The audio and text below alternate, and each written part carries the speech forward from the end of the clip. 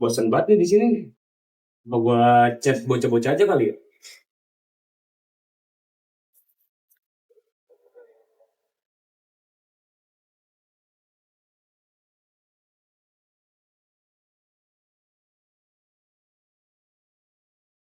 Assalamualaikum. Arif. Yuk. Set, sendiri aja lu malam minggu lu. Nongkrong nih gue. Ya. Lah, ambil bangku ya? Iya, ambil aja bang. Ambil. Ya lu sini aja deh. Gue bangku itu loh. Gue pengen nyender. Assalamualaikum. Jalan. Nongkrong, Bre. Iya. Aman. Bawa baru malu. Aman. Aduh. Gila, nyantai dulu. Malam minggu pada bangga tuh pada. Dek, kursi dia. Oh, boleh. Akhir bulan, Bre. Kantong tipis. Tanggal 30, men. Iya. Gimana? Lu korek nih. Aman kerjaan. Aman. Oh. Tapi as. Enggak yang capek-capek banget sih. Biasa aja. Lalu dewekan aja di rumah. Iya nih, gua bosan banget di rumah, makanya gua chat lu pada. Malam minggu mana mancing. Biasanya mancing, dai. Udah tuh mancing gitu. Bosan mancing mulu gua. Mancing apa kek? Mancing keributan. Sabi begini gitu kan. Iya. Kirain gua lu sini apa namanya ngomongin gua tadi mau ada yang diomongin sih. Oh iya, sebenarnya gua ada yang main ngomongin. Set, apa nih? Ini penting banget. Gacor. Ini Biasa. gua ada satu fakta nih. Fakta. Iya. Oh iya? Fakta apa tuh? Jadi lu semua pada tahu nggak tentang muscle memory? Muscle memory. Tiba-tiba banget. Kece. Tiba-tiba banget. Makan. Lu tuh bener-bener tuh Inggris gitu lu. Enggak, gue nggak tahu. Nggak tahu. Apa? Jadi sebenarnya tuh muscle memory kalau di dunia gym ini ya. Jadi pertumbuhan massa otot yang lebih cepat lah. Misalkan lu nih Be, udah nge-gym selama 1 tahun. Iya. Tiba-tiba lu berhenti total nih selama 6 bulan ini. Nah, abis itu selama 6 bulan lu berhenti total, lu ada kepengenan lagi pengen nge-gym. Nah, gitu. Itu dari lu pensiun nge-gym pengen nge-gym lagi. Iya. Tapi harus banget 6 bulan. Apa Nggak, jangka waktunya iya. nggak tentu. Jangka waktunya terserah dari lu sih itu. Oh, kayak pengen berhenti sejenak lah gitu. Kayak gitu. Oh alah. Nah, itu keinginan lu mau nge-gym lagi, maksudnya apa ada? Ya, kalau gua keinginan buat nge-gym lagi buat kesehatan badan, terus buat mental juga bisa. Oh, lo berarti lagi di fase muscle memory ini. Ya. Oh. Jadi pertumbuhan massa otot muscle memory itu lebih cepat daripada progres lu pertama nge-gym.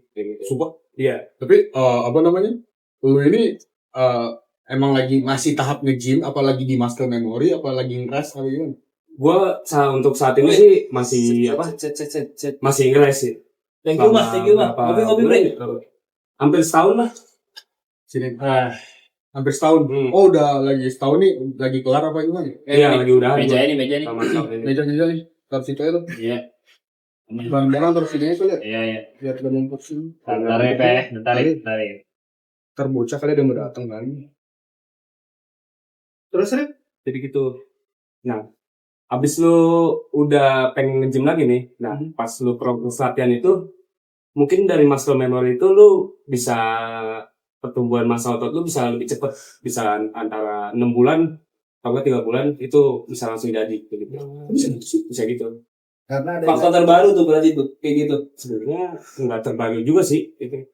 Berarti nih misalkan gue nge-gym, gue udah jadi otot gue, Ya. terus gue muscle memory nih, pasti kan otot gue tuh kendor-kendor lagi lah. Ya, benar. Nah, terus kalau gue mulai lagi, itu pertumbuhan massa otot gue lebih cepet dari pas awal gue nge-gym itu. Ya. Wah, Kayak gitu muscle memory. tapi pengaruh apa itu? Lo tau? kayaknya ingatan memori Massa otot lah. Bisa jadi ini organnya udah terbiasa dulunya. jadi bagian tubuh lu udah terbiasa, udah pernah ngelakuin. Kayak contoh tadi kan nge-gym kan, lu udah tahu nih membentuk massa otot lu kan. Ya. Tiba-tiba lu kehilangan ritme lu latihan. Terus ketika lu latihan lagi, ya otot lu udah pernah inget memori yang sebelumnya. Ini perkembangan cepat mungkin. Ini nggak tahu juga sih. Gue aja baru tahu nggak? Itu faktor apa ya? Hormon juga sih, hormon. Iya, Nggak tahu bisa. sih gue. Faktor hormon. Cuma nggak tahu gue sotonya. Bisa faktor hormon. Asbun banget ya anjing. Tapi bisa faktor hormon. Bisa. Lu nge-gym terakhir kapan berarti? Tahun lalu? Terakhir, iya tahun lalu. Enggak tahun lalu juga sih. Bulan apa ya? Bulan Mei terakhir.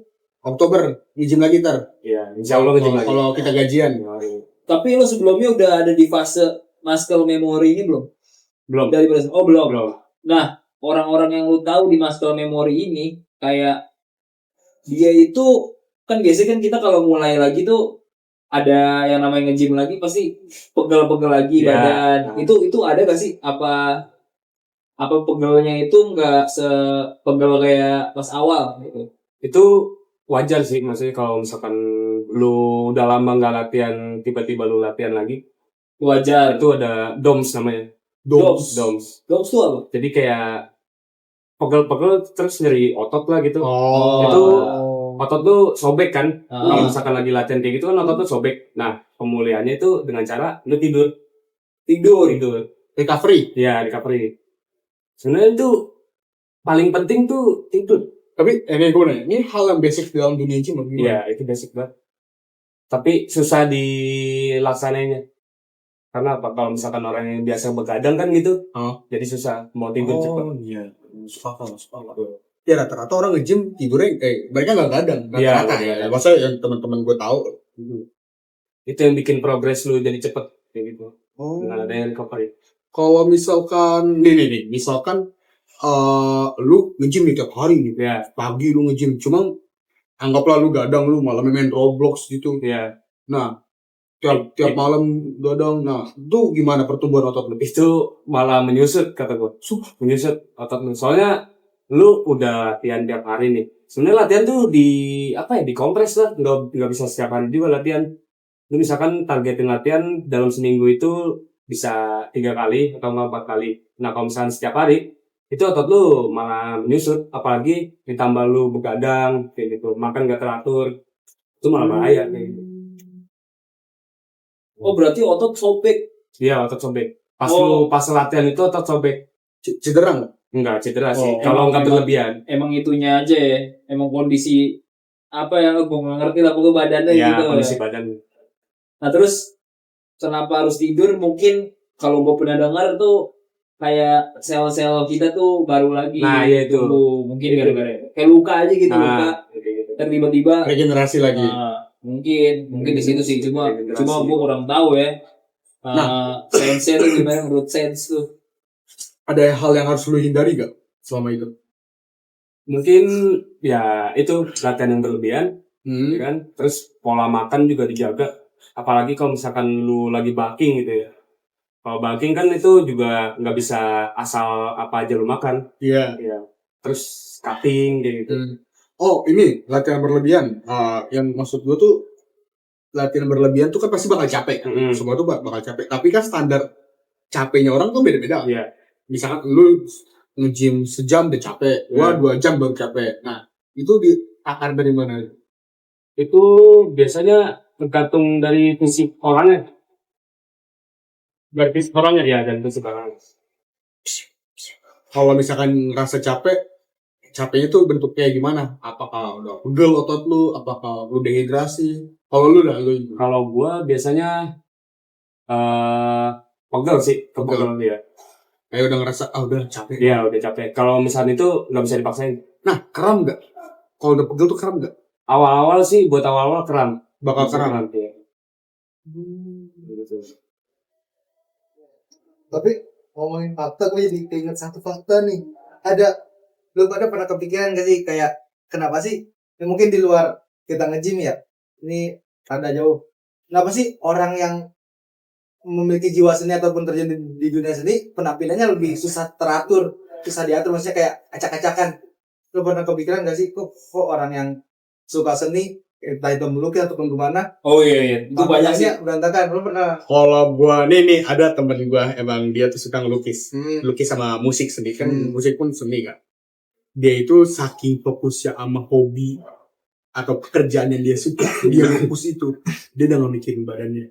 Nah, dia udah nggak mikirin badannya. Kadang ya, ini kayak pelukis aja. Sorry ya, maksudnya ini yang gue tahu ya, kayak dia belum mandi atau gak gondrong. Soalnya udah kayak dia tuh hidup dia tuh udah di seni banget. Kecuali, nah balik lagi kalau orang gym kan hobi dia kan di gym tuh. Gym kan maksudnya ya memperbagus badan kan, bentuk badan kan.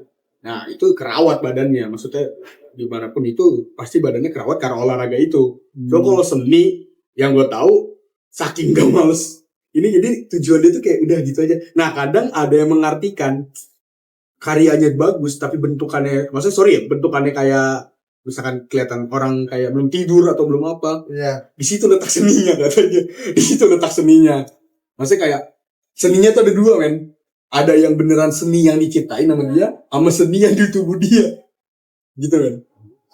Tapi ini pernah diteliti ini, sumpah.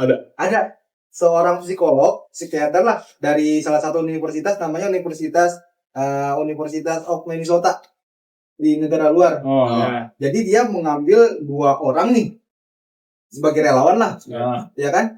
Nah 2 orang ini taruh nih ke 2 ruangan yang berbeda. Satu ruangan di ruangan yang rapi banget, satu ruangan di ruangan yang berantakan, ya kan? Selama di situ 2 orang ini selalu ditanyain sama si peneliti, ya kan? Ditanyain soal ide-ide yang dia munculin itu apa, ya kan? Ide-idenya dia dari ruangan itu. Nah itu dari dalam tanyain apapun. Nah ada beberapa pertanyaan yang contoh nih, misalkan bola pingpong, tahu kan bola pingpong yang kecil itu? Nah bola pingpong itu bisa digunain buat apa selain main pingpong? Oh iya, salah satu pertanyaan itu. Dan mengejutkannya apa? Orang yang ada di ruangan rapi cenderung memberikan jawaban yang konvensional, yang aman-aman aja, ya biasa, basic. Nah orang yang di dalam ruangan yang berantakan itu malah memberikan jawaban yang terkesan liar. Dan ide-ide kreatif muncul tuh, bisa inilah, bisa itulah. Nah dari situ peneliti itu menyimpulkan bahwa kondisi yang berantakan itu, kekacauan itu membuat otak kita tuh terasa bebas. Makanya mungkin orang-orang yang memiliki jiwa seni ataupun yang seniman lah kita sebut, tampilannya kayak gitu. Karena kekacauan menimbulkan otak kita tuh merasa bebas. Kayak nggak ada filter ya. Itu kayak gue juga baru tahu sih, kayak ini pantas selamanya katanya orang-orang di situ kenapa sih tampilannya kayak gitu. Ternyata salah satunya mungkin karena itu. Ada penelitiannya juga soalnya. Mungkin gara-gara kalau rapi itu kan kayak udah standar ya, kayak prosedur banget, lo tuh harus rapi. Jadi otak lo tuh kayak nggak muncul aja gitu ide-ide cemerlangnya gitu. Jadi yang udah ada batasan ya. Mungkin karena yang tadi sih hasil kesimpulan penelitian itu kan, bahwa kalau otak kita itu ditaruh di ruangan ataupun kita ada di ruangan yang berantakan ataupun sekitar kita berantakan, itu membuat otak kita lebih merasa bebas buat berimajinasi, buat berpikir. Karena ruangan sekitar mempengaruhi pola pikir kita kan. Ada korelasinya ya dari setiap hal itu berarti ya. Bisa jadi. Connect the dots gitu. Oke. Berarti ini Mas seni dari pikiran dia apa gimana sih? Apa sih? Pemikiran si orang yang berantakan tadi itu saking karena ruangan jeleknya dia itu, tapi dia bisa mengartikan kalau di bola bisa dibuat apa aja. Itu karena kan dengan gue bilang ruangan sekitar tuh mempengaruhi daya pikir lu, daya berpikir, daya berimajinasi lu bisa dipengaruhi oleh sekitar.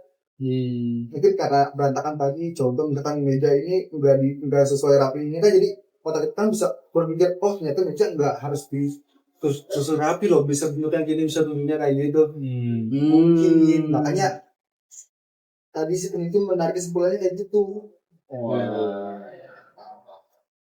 Kalau misalkan kayak gitu, maksudnya kita tuh kadang biasanya kalau mikir kayak korek ini bisa buat bakar rokok aja, akhirnya kan bisa bakar buat lain kan? Harusnya kayak gitu. Kalau misalkan si orang itu menjawab bola pingpong itu bisa buat hal ini, hal itu, hal apa lagi, otak dia jalan kan, karena mungkin faktor lingkungannya dia. Makanya gue nggak tahu sih kalau ini udah ada penelitiannya apa belum. Orang-orang yang suka ngedit desain tuh suka nyari tempat baru. Tuh mungkin faktor itu juga ya, sisi kreativitas dia muncul di situ mungkin. Kadang gue aja kan lu tau kan hobi gue suka moto. Nah, Kalau moto itu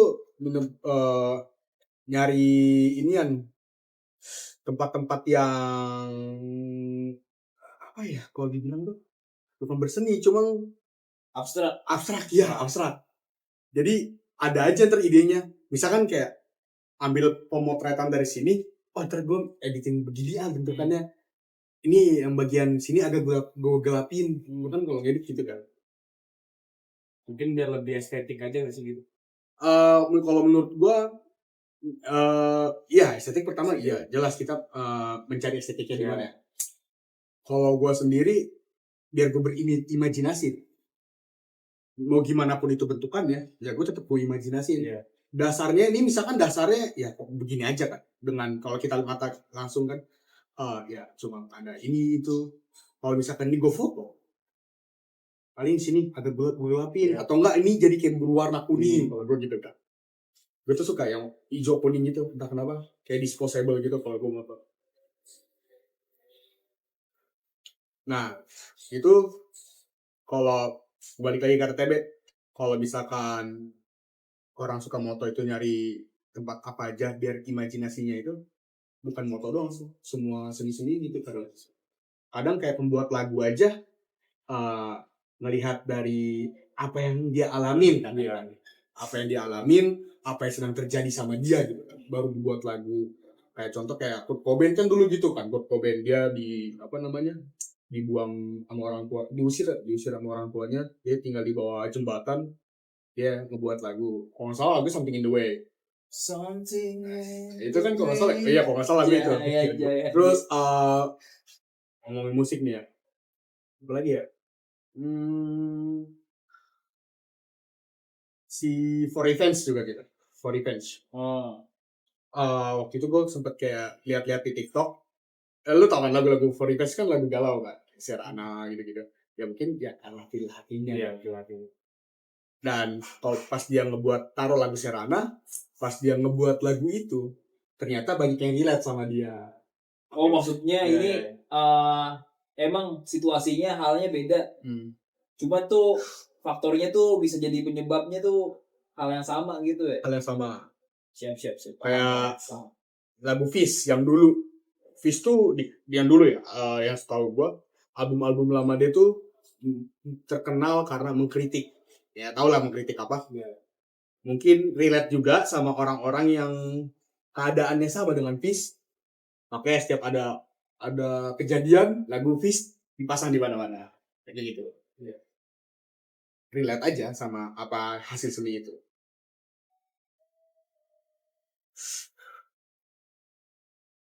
Kalau lu ada fakta menarik gak, Be? Belum ada sih, Bre. Gue lagi hektik banget sama kerjaan nih. Kerjaan apa kerjaannya? Biasa gue nguli aja. Kalian nih pada suka seni? Kalau gue mungkin seni Lu di gym? Bisa aja. Gym bagus. Bisa dibilang seni, cuman Lu mau lebih ke olahraga sih dia. Enggak, maksud gua kalau misalkan lu mau ngebentuk chest lu, itu kan seni lu mungkin situ saja. Iya, termasuk bodybuilding tuh kesenian badan.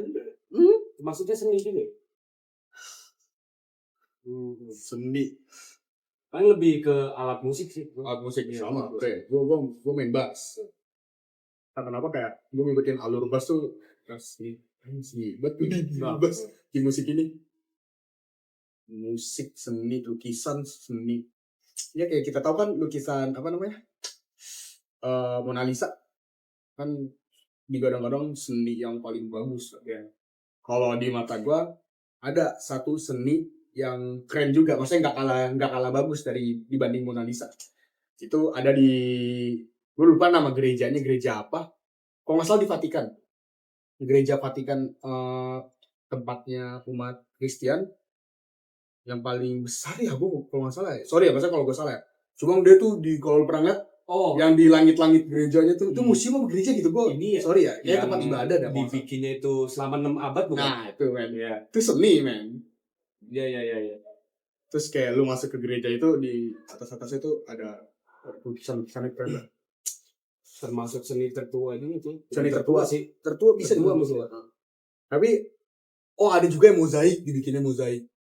Ternyata ya itu keren kan.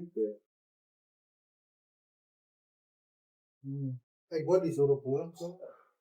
Suruh bola. Iya, Ya berapa ya? Udah bre, ini sekarang nebeng gua.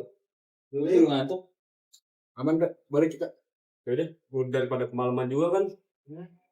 udah terobati kan rasa bosannya. Kalau gitu gue pulang deh. Ya, ya. Hati-hati ya. Besok-besok kalau nongkrong ngabarin sih. Oke. Jangan ntar gue bisa Ya, lagi. ya. Terus ya gue. Yang kita cemen.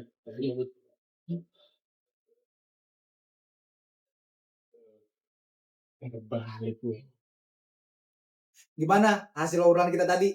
Kalau emang itu relate di kehidupan lu, coba share aja. Pengalaman lu di komentar. Jangan lupa like Komen, and subrek.